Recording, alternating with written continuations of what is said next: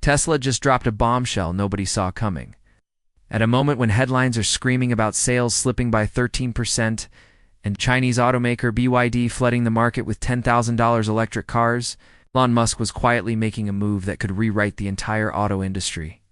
Deep inside Giga Texas, 3 colossal 50,000-ton Giga Press machines are now doing something no legacy automaker believed was possible.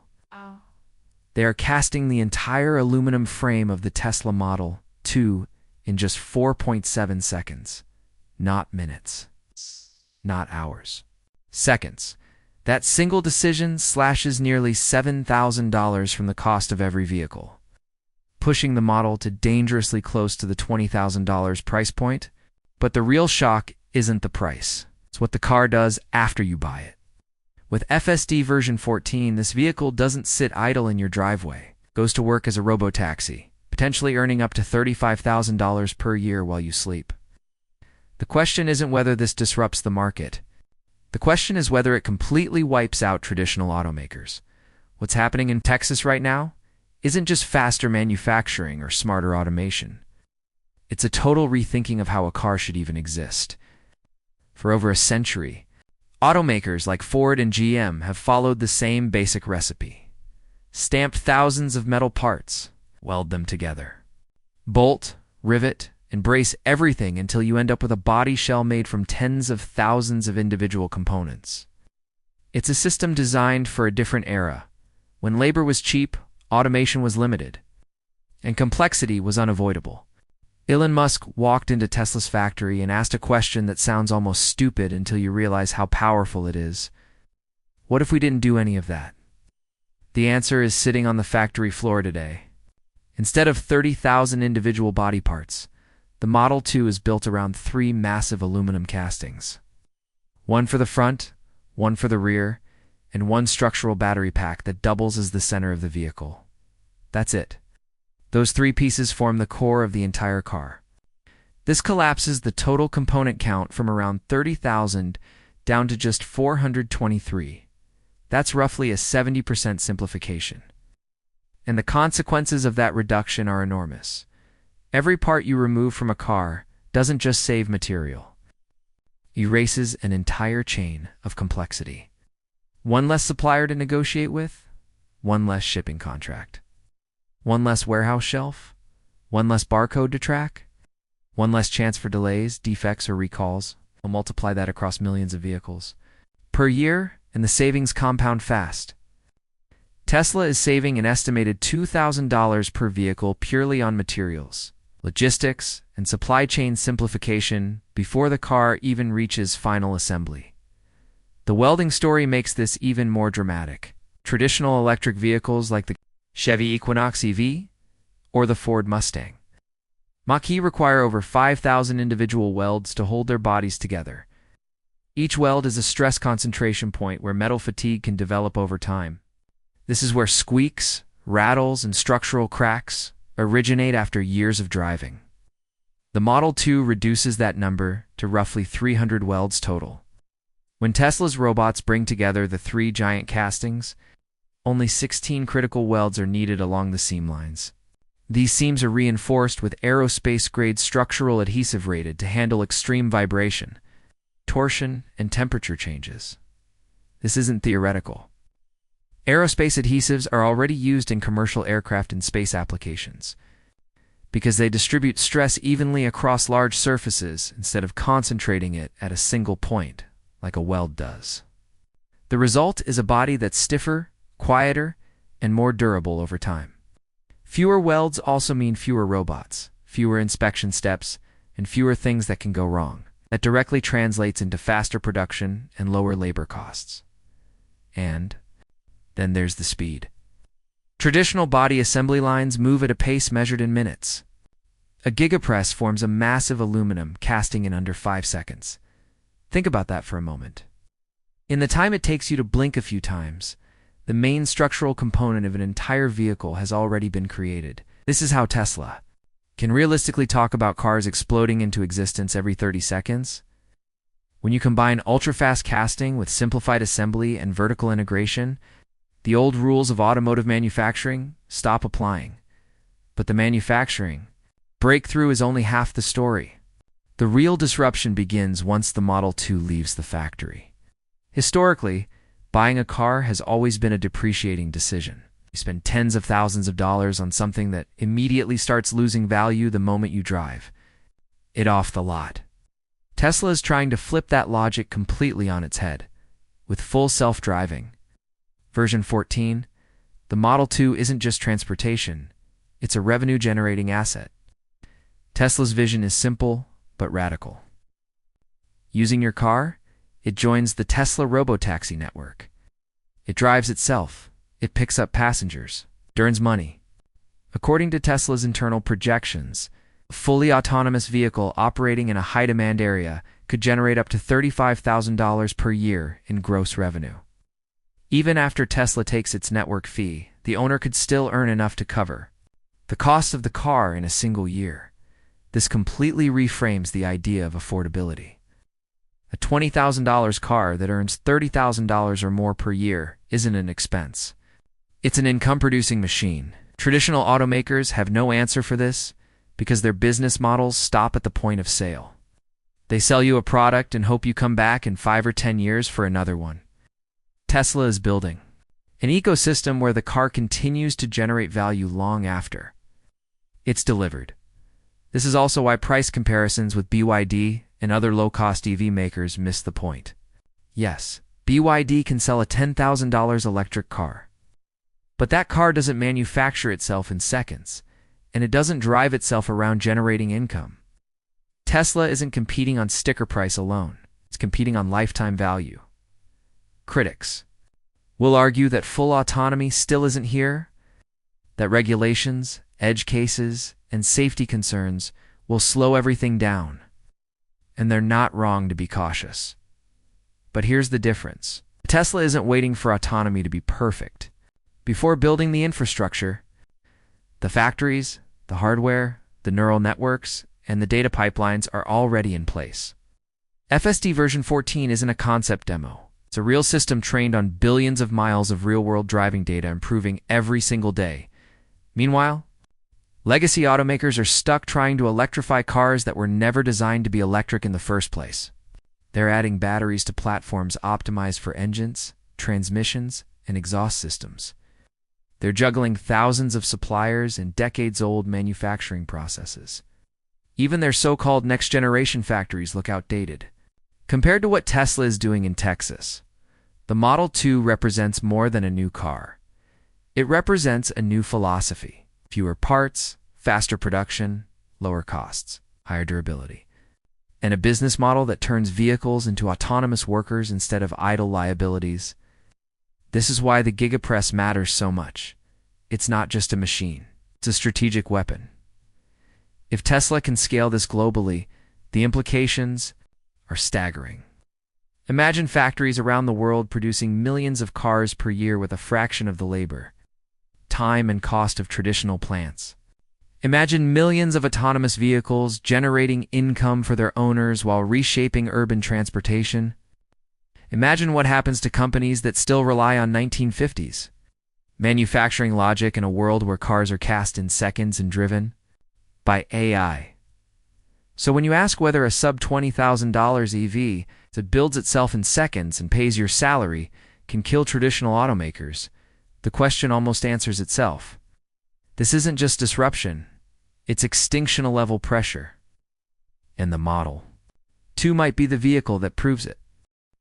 That pressure doesn't stop at manufacturing or autonomy. It ripples outward into every corner of the automotive ecosystem. From dealerships to suppliers, to oil companies, to city infrastructure planners, the moment a car can both manufacture cheaply and earn money autonomously, the old assumptions collapse. Dealerships, for example, exist largely because traditional automakers need a way to manage inventory, financing, servicing, and regional distribution. Tesla's approach bypasses most of that. When a vehicle is simpler, has fewer parts, and relies heavily on software, the need for frequent service drops dramatically. A Model 2 built from 3 castings and a structural battery pack simply has fewer things that can break. No transmission, No exhaust system, no fuel injection, no complex cooling loops designed around an engine block. That means fewer service visits, lower ownership costs, less dependence on dealer networks.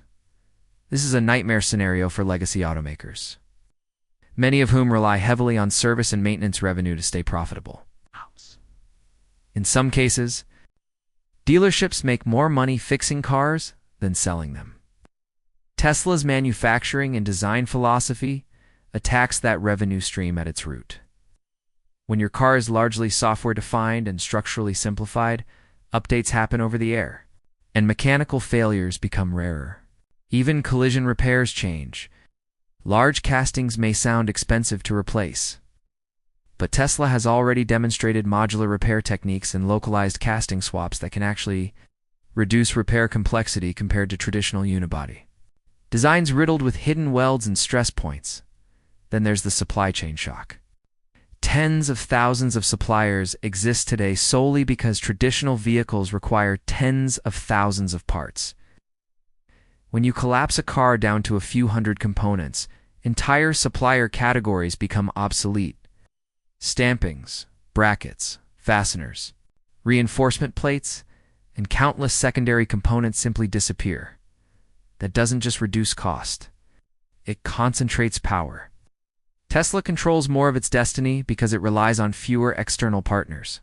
In a world of geopolitical instability, trade wars, and raw material shortages, that control becomes a massive strategic advantage. Energy integration pushes this even further. The Model 2 isn't just designed as a car, it's designed as a node. In Tesla's broader energy ecosystem, structural battery pack doesn't just save weight and cost. It allows tighter integration with Tesla's energy products, grid services, and potentially even vehicle to-grid applications. In the future, a fleet of Model 2 vehicles could collectively act as a distributed energy storage system, stabilizing grids during peak demand or emergencies. Traditional automakers barely talk about this because they don't have energy divisions, grid software, or battery production at Tesla's scale. And scale is the key word here. The Giga Press strategy only works if you commit fully.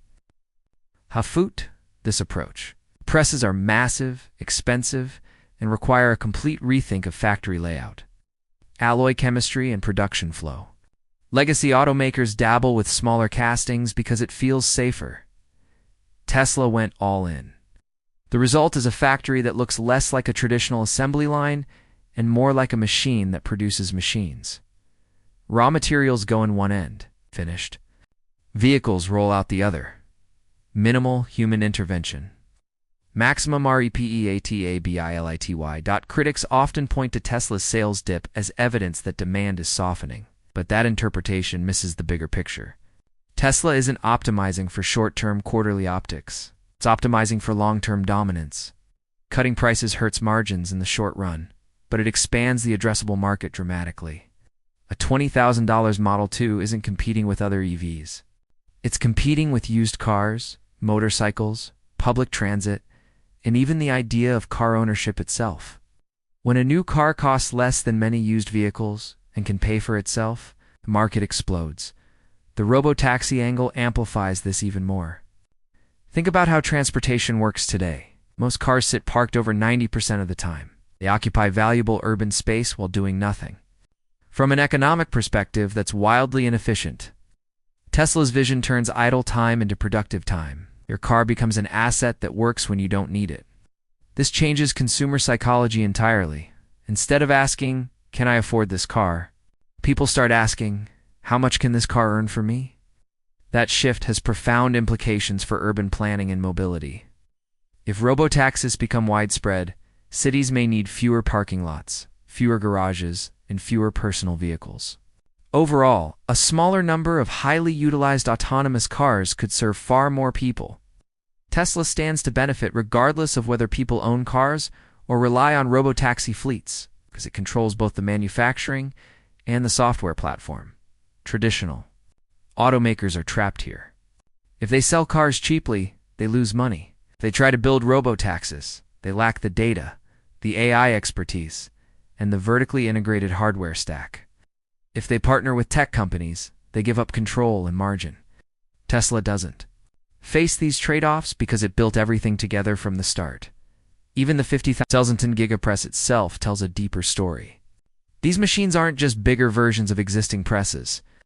They require custom aluminum alloys that cool rapidly without cracking, precise temperature control, and advanced simulation to predict how molten metal flows into complex molds. Tesla didn't just buy these machines. It co-developed them, refined the alloys, and redesigned the vehicle around what the presses could do best. This is designed for manufacturing taken to an extreme level, and that's why the Model 2 matters. So much more than a typical new vehicle launch. It's not about features or styling or brand perception. It's about proving that a radically simplified, AI-driven, vertically integrated approach can outcompete a century of accumulated automotive experience. It's about showing that the old way of building cars isn't just inefficient, it's obsolete. As production ramps, the cost curve bends even further. Early units always cost more. But as yields improve, scrap rates fall, and processes stabilize, the savings compound. A $20,000 car today could become an $18,000 car tomorrow without sacrificing margin. That kind of deflationary pressure is terrifying for competitors who are already struggling to break even on their EV programs. And let's not ignore the geopolitical implications. Countries that rely heavily on legacy auto manufacturing face hard choices. Do they protect incumbent companies and risk falling behind technologically? Or do they embrace disruption and risk massive labor displacement?